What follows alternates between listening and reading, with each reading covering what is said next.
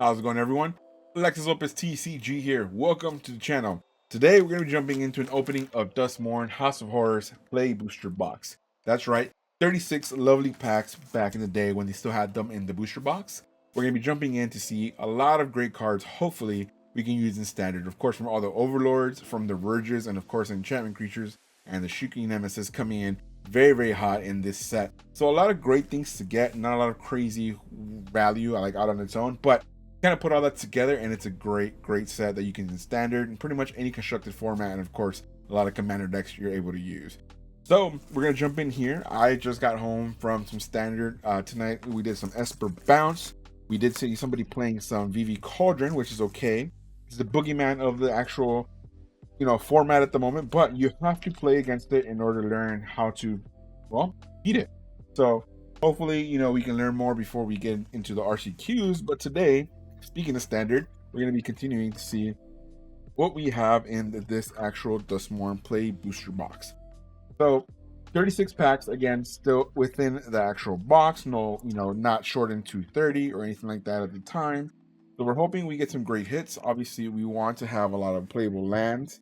That way you can use within Standard. We want the Overlords, and of course we want the enchantment creatures. So Abhorrent Oculus, excuse me, is like the only other creature that's not like an enchantment creature or an Overlord that we really want to look for as well. Oh, and Shuki Nemesis. So let's see if we can get any of those hits today. Again, we'll see how we don't have to go through every single card in this set. We've seen everything available within the set. The actual draft and sealed environment with the set was a lot of fun. So we have, of course, the first rare here, Enduring Curiosity. Again, enchantment creature, Cat Glimmer, still being used, especially in those Dimir mid-range decks. So very good. For these, unlike last week's Final Fantasy box, for these I will be putting the price of their $2 or more if I can find that, so you all can see what you get in this box and what's available within Duskmourn. I think right now Standard is in a place where you can open a lot of things for quote-unquote value. Will it give you the best return? Obviously, always buy singles is the mantra, but being able to open up stuff that you can use in Standard and it's relevant today is really fun. And then you see stuff like this in Doomsday and Excruciator. A lot of people were testing it in like mono black decks, but it's mostly a lot of fun in Commander, or of course if you have decks with the reanimation and the recursion, that really good, that comes in here as well. Doomsday Excruciator, 6 pips of black, so very nice second rare. We're hoping we get some Kaitos as well coming through, one of the best planeswalkers within this actual set. Planeswalkers being used in Esper Bounce, used in Dimir midrange. Very good card. Obviously it's a creature as well, not just a planeswalker. So if we see it today, we'll go over it, see what is part of it. All right, so I've been enjoying Standard, obviously, other than the whole boogeyman of the format. You can either play it or play against it, but I've been trying a lot of different decks. Golgari mid-range, different packages available there, Undead Sprinter, but for now we've stuck with and try to fortify ourselves with Esper Bounce. It's a lot of fun just finding the sequencing available in those actual decks, seeing what we can play with, bounce back, kind of control a little bit of the field and all that format, and then just try our best to make sure we get there before Vivian Cauldron do. Ooh, nice. Fierce Surveillance. Yeah, like one of the good things about playing obviously Standard is you can play it on Arena. Fear of Isolation, very big in Esper Bounce. But one of the things, of course, is you can play a lot of Standard within Arena, but playing it in paper is so cool. You don't understand how many triggers you miss in paper until you actually do it. Ooh, look at that. Overlord of the Huntwood. Speaking of Overlords, here's our first mythic for the box. Really cool. But yeah, during RCQ season, for whatever the format is, ooh, Leyline of Hope. This pack was great. 3 rares. Let's go. One of the great things about being able to play the game in Standard is learning your cards and exactly what they do. You play in a digital client, and a lot of it is done for you. Not that it's a detriment to you. Excuse me. Not that it's a bad thing, but it could be a detriment to you learning exactly how your decks work, how the triggers work, and how you can stack them. So one of the good things about playing in paper to kind of go over those little things, especially when you want to qualify for a bigger tournament, being able to be have a great understanding of your deck is a big part of it. So during the different RCQ seasons for the different formats, I focus on those formats, you know, obviously going into those RCQ seasons, so I can make sure I have the best deck available. And, you know, not for anything.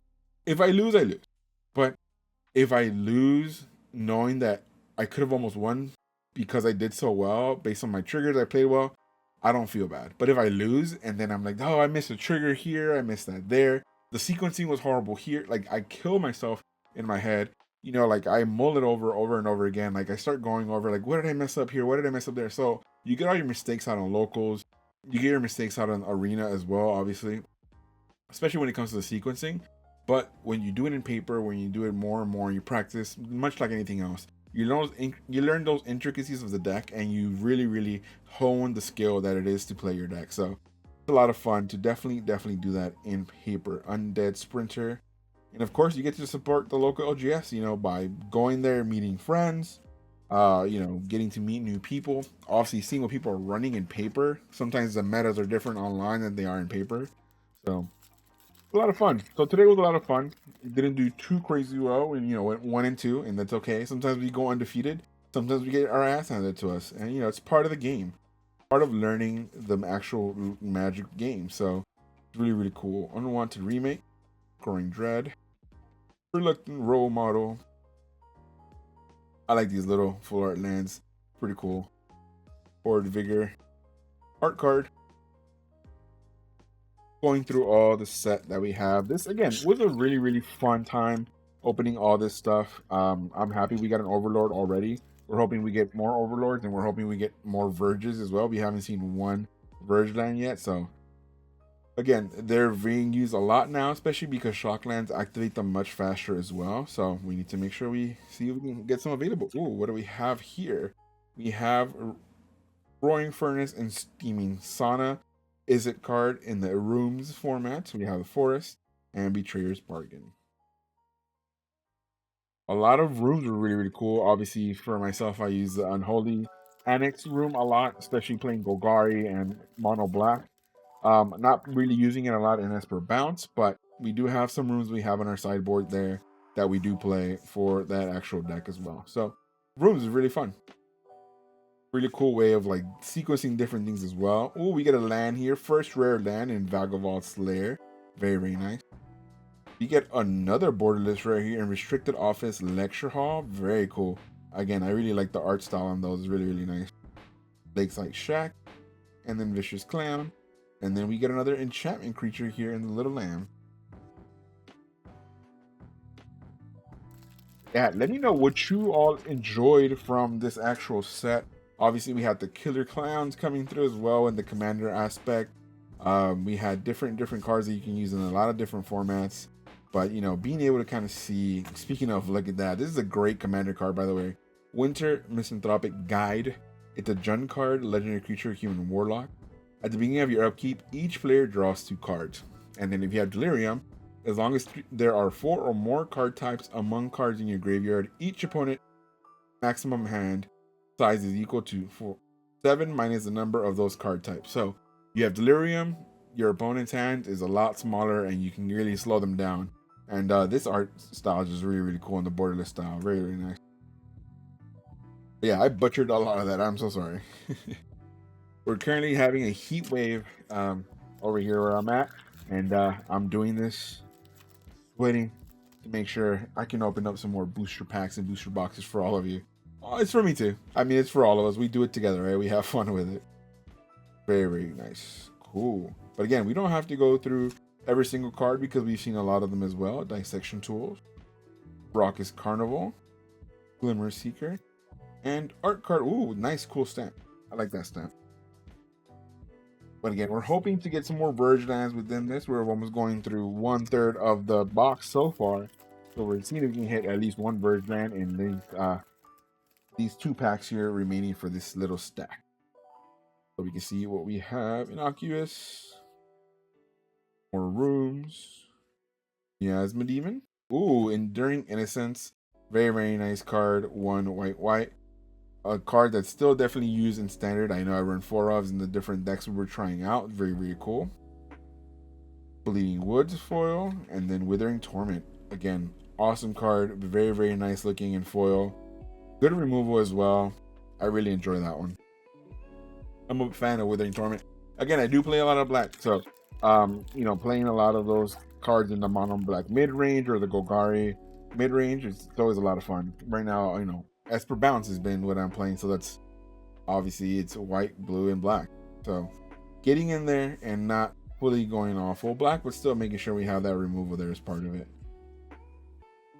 Oh, there we go. We get our first Verge here in Hushwood Verge.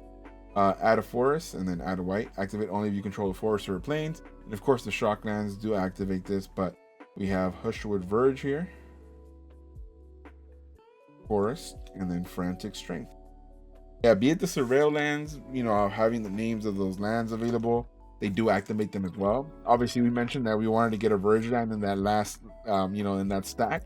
We did, so we're hoping we get more than just 2 more Verges. We're hoping we get at least maybe 5 more. I mean, that might be a lot to ask from the set. We'll see. We'll see how good the box is to us, and we'll see what we can put for it. Ooh, Omnivorous Fly Trap. Then we have the Swamp. Creeping Peeper. Ooh, look at that. Signed art cards. Very nice. Oh, yeah, Horn Oculus is another one that, again, we're looking for, hoping that we hit. That one's been played a lot as well.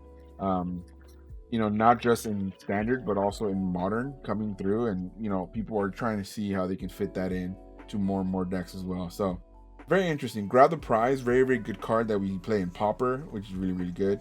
Clockwork Percussionist, also a Pauper card that really, really well. Screaming Nemesis, there we go, our second mythic for the box, and it's a great one. Screaming Nemesis, creature spirit with haste. Whenever Screaming Nemesis is dealt damage, it deals that much damage to any other target. If a player is dealt damage this way, they can't gain life for the rest of the game. So it's really, really good effect here on Screaming Nemesis, and a great, great card in the mythic that we pulled there. Ooh, Kona Rescue Beastie. There we go, talking about enchantment creatures, we get another great one there. Excuse me, that's a legendary creature, but it's really, really nice. Beast Survivor. That one I see more in Commander play than I do Standard play, to be honest, but it's a really, really nice card. We like seeing cards like that. Inquisitive Glimmer, enchantment creature. Exercise, a card that I do use in my sideboard, especially for, you know, depending on what we're playing against. When we're playing Esper Bounce, really, really good card. Hushwood Verge, we get a second Hushwood Verge, this time in Borderless. Wow, it's a beautiful looking card there. Very, very nice. It looks like the Hushwood Verges are all both coming today. Very, very nice. So 2 Verges so far. Can we get more? Hopefully we can get more. 2 would be not a great box, and sometimes, you know, it happens when you don't get a great box. So they do tell you buy singles, but this box so far, look at that. Fear missing out, another playable card being played in Vivi Cauldron. There you go. So very, very nice card. Is it Prowess as well? Fear of missing out. Very good rare card there. Clockwork Percussionist. And then more art cards. Yeah, so I mean, Vivi Cauldron taking over Standard, whether it be emergency ban or not, we'll never know. But if you want to play the format, we play around it, we play against it, we figure it out, we try our best, and that's what we're gonna do. Also, it's really expensive to try to buy the deck, so I don't really want to spend that much money to get it. That's gonna be my honest truth. Restricted Office and Lecture Hall. I think that's the one that we also got in Borderless, so that was cool. Peculiar Lighthouse. Nowhere to Run. We also run one of these in our Esper Bounce deck. Horror token there. We definitely need more of those. We need more of those demon tokens, by the way.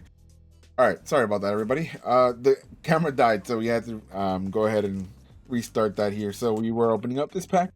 All right, going back into it, going back into our flow. So yeah, we're talking about just all the stuff available in Standard. Obviously, Vivi Cauldron taking over the format. You know what you have to play against. You know what you have to try and beat in order to actually be good at the format. And unfortunately, at this time, it is one deck that is kind of ruling them all. But it's okay.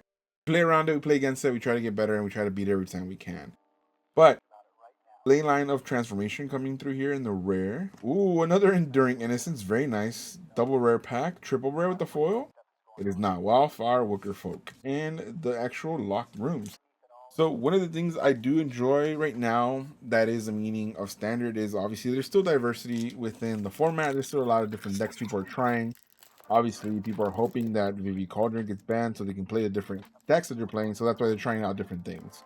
When you come to the higher end competition, you're going to see a lot more Vivis. Of course, it's going to be happening. But in locals today, for example, we only saw one Vivi Cauldron. But, you know, it's good to kind of see that. You play against it, you learn. That's what you want to do. You want to kind of face off against it and you want to learn how to beat it. So, very, very cool. We got to see one today, Recurse recording. But everybody else in the actual local was playing something completely different, trying out different things, trying on like Leviathan deck. You know, we had control decks there as well. We had myself with the Esper Bound, somebody with Gruul playing there as well. So it's very, very cool going out locals. Don't get discouraged by seeing that Vivi Cauldron is taking over the meta. Definitely try your best to try and play the format at your locals, because that's where you see a lot of diversity and a lot of brews, which is really, really cool, especially for Standard. Standard is the one place a lot of people try to do different brews if they can. Disturbing Mirth. Vagabond Terror Eater. Okay, this box, it's answering the question that we were going to be asking at the beginning before I kind of went into this whole Standard rampage.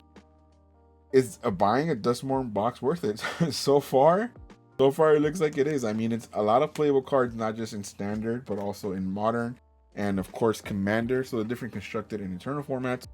Very, very cool. I mean, we're seeing the enchantment creatures coming through. We're seeing Verges. We're hoping to still see more Verges though.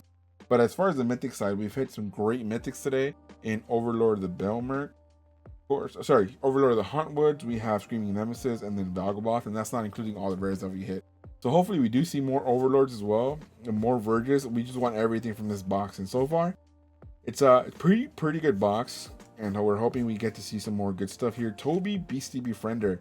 This card actually really played a lot in mono white tokens for a little bit, but we're not really seeing that at the moment. So we're seeing what we can do that in Commander. Very nice. Attacking the box. There we go. Oh, look at that. Overlord the Flood Pits. We asked for more Overlords. Again, the box listens when you ask for more things. As long as you're not aggressive about it, you're not being rude about it, the box will listen and give you what you want. Okay, maybe not exactly what you want, but still very, very nice there. Look at that. Possessed Goat coming back. Sheesh, love that card back in the day. But yeah, opening up a Duskmourn box right now definitely seems worth it. A lot of, you know, playable cards you can turn right here. Ghost Vacuum, definitely a card that goes on a lot of sideboards. Really, really good against Cauldron as well. Vivi Cauldron. When Cauldron targets something to exile it, you use your Ghost Vacuum to make sure you exile it on top of that, so that way you can take away their target before they can get to it. So really, really good card, especially in the moment. Very, very, very decent in the sideboards. Very nice. Abandoned Campground, and then Impossible Inferno, and the Glimmer token. We're almost done with the second third of the stack, or the box. One more pack to go. We've only gotten one Verge right at the beginning, which is another Hushwood Verge. So we're hoping we can get yet another one here as well. Let's see what we get. Vagabond's Onslaught in rare. Beautiful. Beautiful Island. Then Appendage Amalgam. And then, hey, we keep seeing this room in way more than one. So this is Roaring Furnace and Steamy Sauna. We saw the board list, we saw the regular, and now we see the art card as well being included. Very, very cool. There's always certain cards.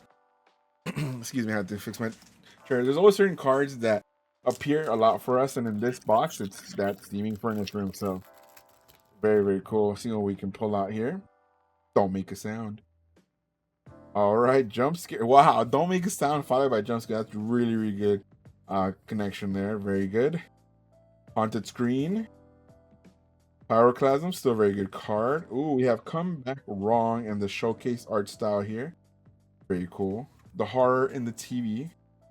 Boat Healer, and then more art card as well. So again, this is one of those times where we're like, hey, I love the art cards and I understand it, but give me more tokens, please.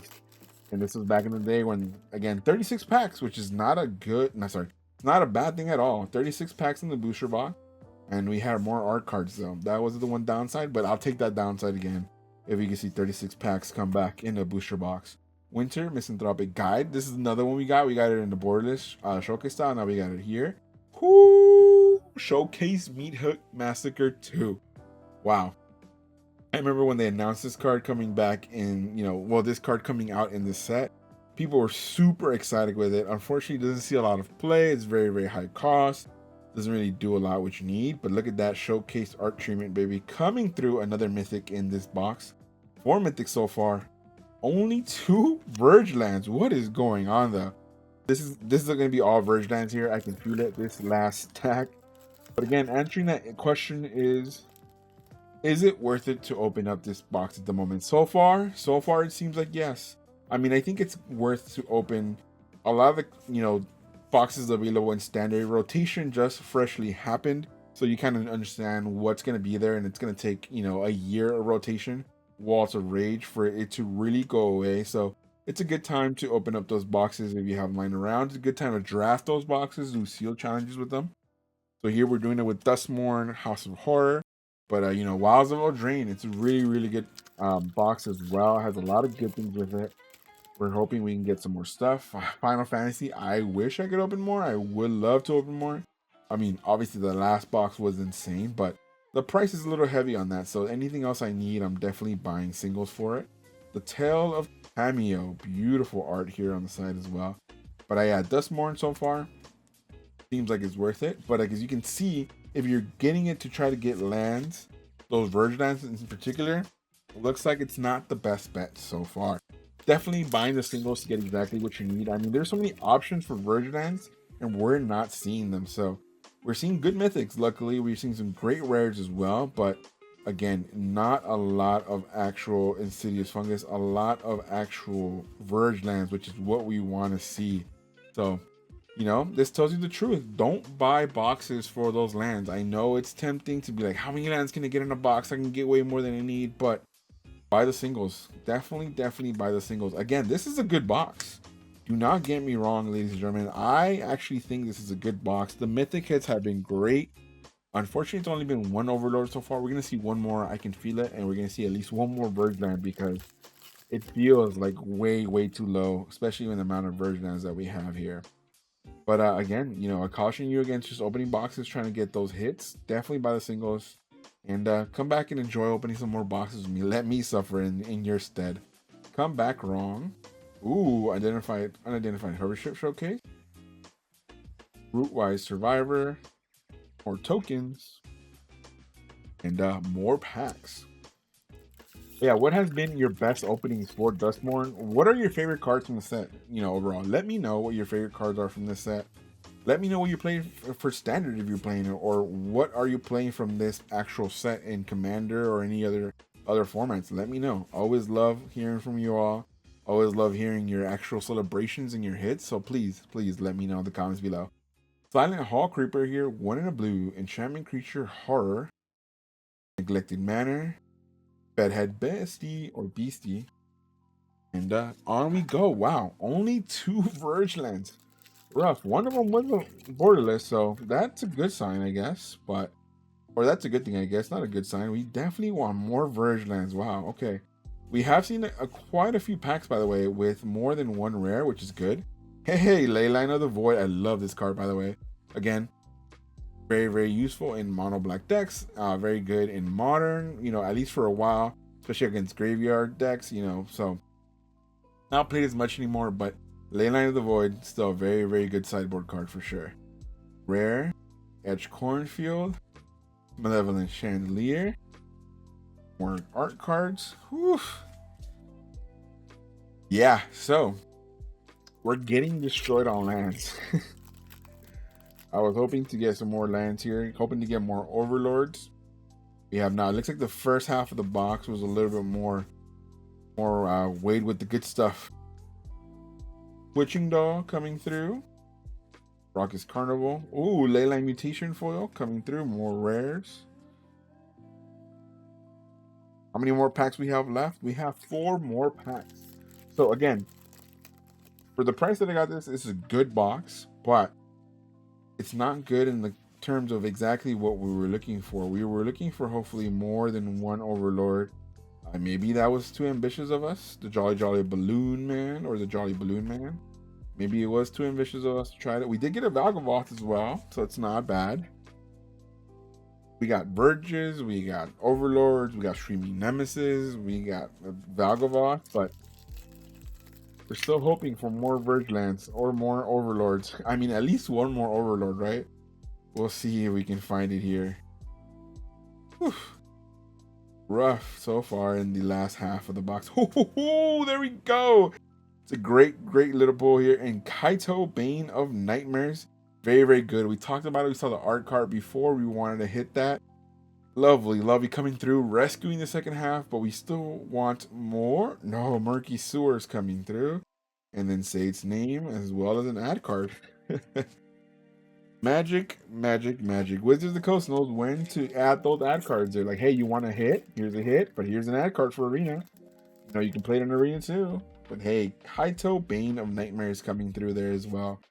Very, very nice.